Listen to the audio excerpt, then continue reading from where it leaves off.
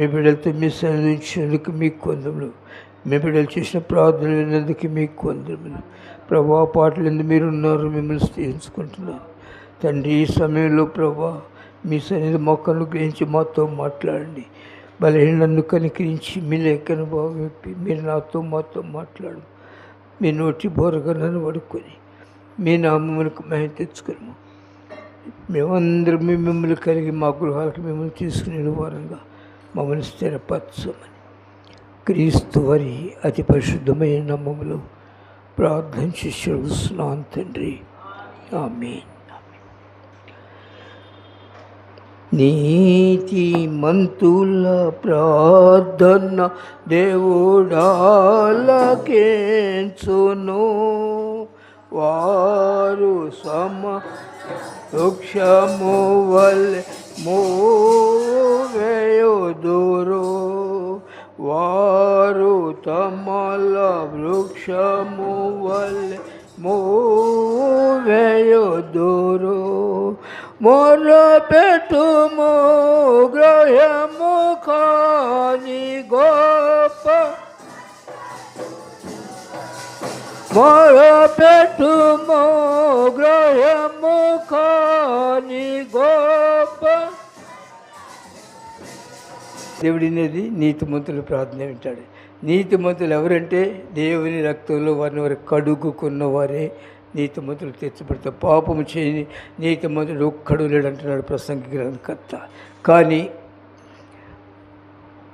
ఆయన రక్తంలో కడుక్కోవడానికి ఇష్టపడిన వారు ఆయనకి ఇష్టమైన ప్రార్థన చేయాలి. ఆయన సన్నిధిలో మనం ప్రార్థన చేసినప్పుడు మన ప్రార్థన దేవుని సన్నిధికి వెళుతుందా లేదా అనేది గ్రహించకుండా చేసినట్లయితే ఆ ప్రార్థన ఫలితం ఉండదు. ప్రేసలరా, దేవుని వాక్యంలో ఏం రాబడిందంటే బుక్క వని తైలములో సచ్చినగబడితే తైలమంతా పాడైపోతుంది. ప్రార్థన పాపం కాకుండా దావీదన్నారు, మరి ప్రార్థన పాపం మగునుగాక. లోపల ఆ యొక్క పాపపు స్వభావాన్ని తీసేసుకోకుండా నువ్వు నీతిమంతులుగా తీర్చబడకుండా క్రీస్తు రక్తంలో కడగబడకుండా నువ్వు ప్రార్థన చేసిన నీ ప్రార్థన దేవుడు ఆలకించడు. అది గుర్తుపెట్టుకోండి. ప్రార్థన చేస్తున్నావు, అందరం చేస్తారు ప్రార్థన. ఆ ప్రార్థన నేను పరలోకంలో చేర్చదు. ప్రియ సోదరి సోదరుడా, నీతిమంతుని ప్రార్థన దేవుడు ఆలకించు. నీతిమంతుడు అనగా మనుషుడు ఎవడు నీతిమంతుడు కాదు, ప్రభుని క్రీస్తు వారు తప్ప, దేవుడు తప్ప నీతిమంతుడు లేడు. కానీ ఆ నీతిమంతులుగా చేయటానికి, పాపిని పవిత్రపరచడానికి ప్రభుని క్రీస్తు లోకంలోకి వచ్చినారు. అయితే ప్రతి మనిషిని ఆయన చూస్తున్నారు. ప్రతి మనుషుడు ఆయన దగ్గర కన్నీరు ఖర్చి ప్రార్థన చేయాలి. అందుకే ఆయన లోకంలోకి వచ్చినాడు. వస్తూ ప్రేసరా, వ్యభిచారంలో పట్టబడిన స్త్రీని తీసుకొచ్చే మందిరానికి ముందే వీళ్ళు ఉన్నారు. అక్కడ ఎందుకు తెలుసిన, ఆమె ఆ పాపం వల్ల చనిపోవటానికి సిద్ధంగా చంపేయటానికి పట్టుకున్నారు, అని బంధించారు. అన్నీ తెలుసు ప్రభువుకి. రాబోయే విషయాలు తెలుసు, జరిగేవి తెలుసు, జరగబోయేవి తెలుసు, జరిగినవి తెలుసు. కనుక ఆ సహోదరిని పట్టుకున్నారు. పాపం చేస్తే తీసుకొస్తున్నారు. పాపం చేయనాడు అవడలేడు, కానీ వారి లోట్లు వారికి అర్థం కావు. ఇతర లోట్లు చూస్తూ ఉంటారు. ఇతర వైపు చూసి తీసుకెళ్ళి పట్టుకుని వచ్చి అక్కడ పెడతానికి వస్తే ప్రభు అంతకంటే ముందెళ్ళి అక్కడ నిలబడినాడు. ఎందుకు తెలుసునా, నేను నీతిమంతుల కొరకు రాలేదు, నేను పాపిని ప్రేమించినాను, పాపాన్ని ద్వేషించినాను. కనుక నేను పాపిని ప్రేమించినాను, కానీ పాపి మరణం అవడానికి ఇష్టము కాదు. యెహెజ్కేలు గ్రంథంలో రాయబడిన తీయొద్దులని దయచేసి. యెహెజ్కేలు గ్రంథంలో ఏం రాయబడినంటే, దుష్టుడు తన దుష్టత్వం నుండి మరణించడం వల్ల నాకు సంతోషము కానీ కాదు. ప్రేసలరా, మత్తయి సువార్త 7వ అధ్యాయంలో, అడుగుడి మీకు ఇవ్వబడును, వెదకుడి మీకు దొరుకును, తట్టుడి మీకు తీయబడును. ప్రేసలరా, ఆయన అంటున్నారు, అడగండి మీరు నేను ఇస్తాను, వెదకండి దొరుకుతాను, తట్టండి ఇస్తాను. ప్రేసలరా చూడండి, అమ్మ 7వ వచనం చదువు. అడుగుడి మీకు ఇవ్వబడును, వెదకుడి మీకు దొరుకును, తట్టుడి మీకు తీయబడును. అడుగు ప్రతి వాడును పొందును. కనుక చాలామంది ఇక్కడే ఈ పాయింట్ మీద ఆగిపోతారు. దేవుని వాక్యంలో రాయబడింది కదా, ఇది వాస్తవమే అనుకుంటూ ఉంటారు. అడిగిన ప్రతివాడు పొందుతాడని ఇక్కడ వ్రాయబడింది. వాస్తవమా?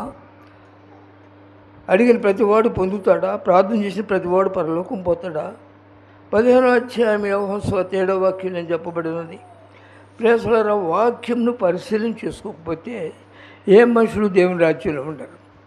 అక్కడ ఏం రాయబడింది? నా యందు మీరును మీ యందు నా మాటలను నిలిచినట్లయితే మీకేమి ఇష్టమో అడగండి, అది మీకు. ఆయన యందు మనం ఉండవాలి, ఆయన మనలో దాచుకుని మనము ఆయన మాటలను దాచుకోవాలి.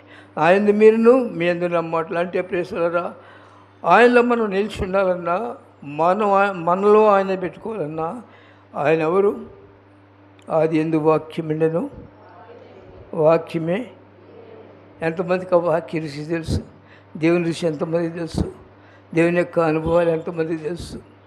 అది అనుభవించిన వాడికి తెలుస్తుంది. దాని కొరకు ఆశించిన వారికి. అందుకాక భక్తులు అంటున్నారు, కుమారుల వారు తండ్రి దుర్మార్గంగా జీవించి తిరుగుబాటు చేసిన వాడు, అయినా వారి జీవితాలు జాగ్రత్తగా కాపాడుకున్నాడు. ఎందుకు వల్ల? ఆయన మహోన్నతుడు, సర్వ సృష్టికర్త కనుక భయముతో వణుకుతూ వారి జీవితాలు కాపాడుకున్నారు.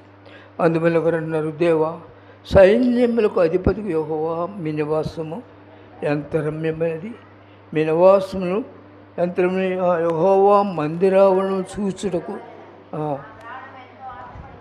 ఎంత ఆశపడుతున్నాం మనము. ప్రేసలారా, ఎంత ఆశలు ఉన్నాయి. ఆశలు ఉంటే ఏం చేస్తాము? అడుగుతూ ఉంటాం. మహా గొప్ప భక్తుడని దావీదు అంటున్నాడు, రాత్రి జాములందు మీ వాక్యము నేను ధ్యానము చేస్తుండగా కొవ్వు మెదడు దొరికి. రాత్రి జాములందు వాక్యం ఎవరు చదువుతారు? ఇంకా కొంచెం పడుకుంటాను, కొంచెంసేపు కాళ్ళు ముడుచుకుంటాను. ఆ మనసే కానీ లేచి ఎంతమంది ప్రార్థన చేస్తారు? ఎంతమంది దేవునితో ప్రార్థన చేస్తూ ఉన్నప్పుడు వాక్యం ఏం చేస్తాడంటే నేను బ్రతికిస్తుంది. వాక్యం నేను దారి చూపిస్తుంది. వాక్యం ఎలా నువ్వు నడవలో చూపిస్తుంది. నీ సొంత నీతి, సొంత ప్రార్థన దేవునిలో చేర్చదు. వెళ్ళటానికి అవకాశం లేదు. దేవుని వాక్యము నీ హృదయంలో దాచుకొని నీవు ఆ వాక్య ప్రకారం జీవించినప్పుడు నువ్వు ఆయన నీకు దేవుడికి ఉండటానికి ఇష్టపడతాడు. నిన్ను ఆయనకు స్వాస్థ్యం చేసుకుంటానికి ఇష్టపడతాడు. అంతేకాని ఏదో ప్రార్థనకు వచ్చినంతమంది పనులకు చాలామంది మూయబడిన నేత్రములు కలవారు, హృదయంలో పరిశుద్ధతను ప్రేమించలేని వారు. ప్రేసోలరా, ఎలా ఉంది జీవితము? యేసు ప్రభు నేను చూడాలి అని నీకు మంటుంటే నీవు ఆయన దగ్గరికి వెళ్ళి అడగాలి. అడుగుతున్నంటే ఎలా అడగాలి? ప్రేసోలరా, చూడండి, సమరీ స్త్రీని తీసుకుందాము.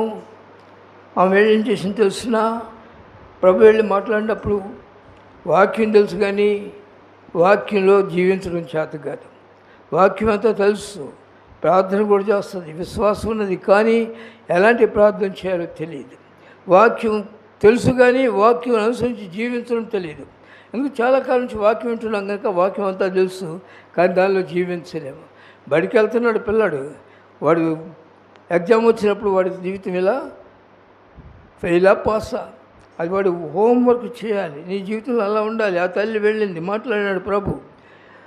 ఆమె ఏం తెలియదు ప్రభుకు అనుకుంది, కానీ ప్రభు మొత్తం చెప్పాడు.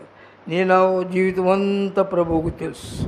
నువ్వు సోమరి, ఒకవేళ నువ్వు వ్యభిచారివి, దొంగవు, త్రాగుపోతు కాకపోవచ్చు, కానీ నీ ఆశలు ఎలా ఉన్నాయి, నువ్వు ఎలాంటి ఆసక్తితో ఉన్నావు, నువ్వు దేవుని సన్నిధిలో ఎలాగో కనిపెట్టి ప్రార్థన చేస్తున్నావు, నీ ప్రార్థన దేవుని సన్నిధికి వెళ్ళులాగునా నిన్ను నువ్వు ఎంతవరకు పరీక్షలు చేసుకుంటున్నావు.